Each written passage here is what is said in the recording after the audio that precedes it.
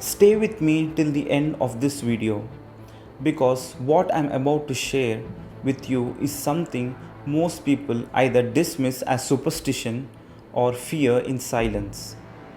Black magic, two words that awaken both disbelief and dread. But what if it's simply a misunderstood science? One that even those who dabble in it rarely comprehend?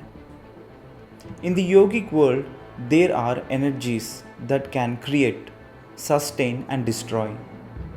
But when those same energies are twisted, they can also corrupt. In today's world, black magic has become a convenient explanation for misfortune, a failed exam, a broken relationship, a streak of bad luck.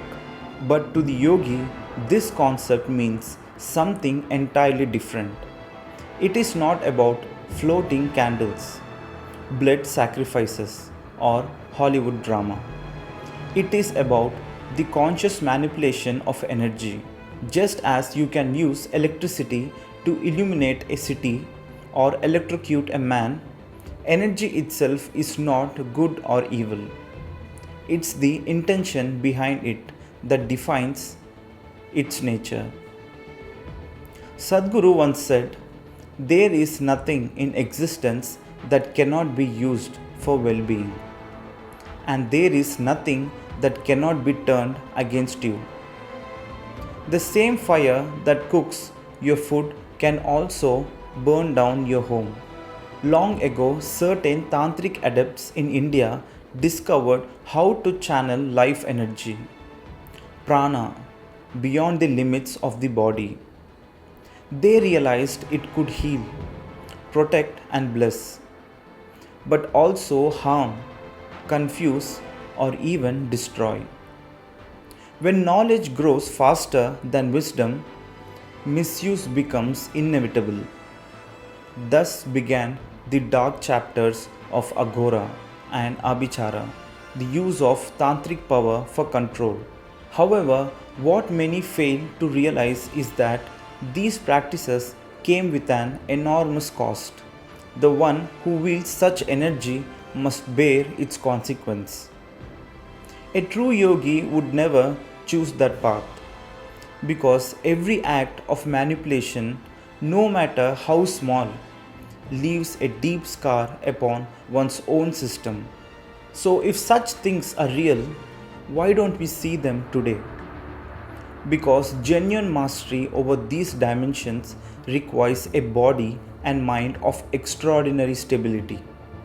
Most of what people call black magic today is nothing more than fear, suggestion, and psychological influence.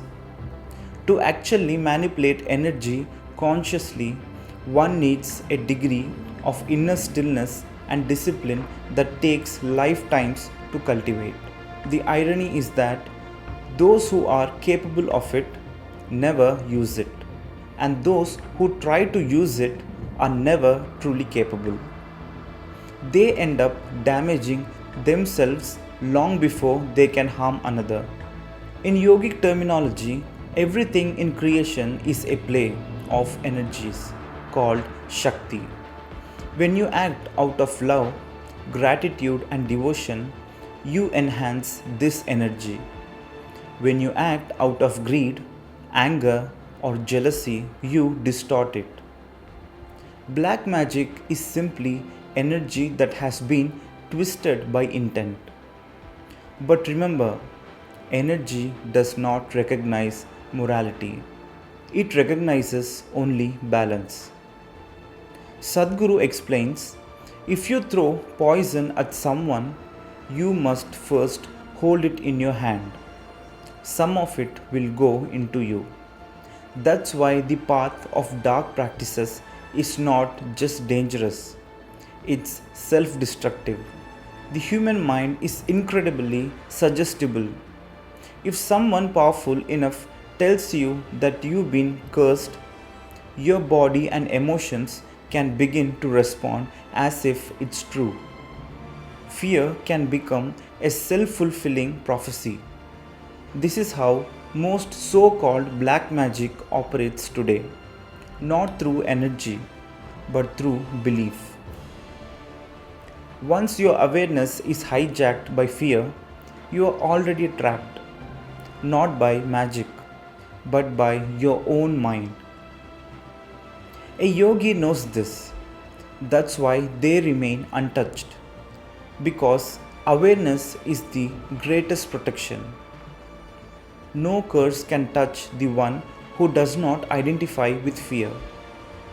In ancient India, kings often employed mystics who could read energies before wars.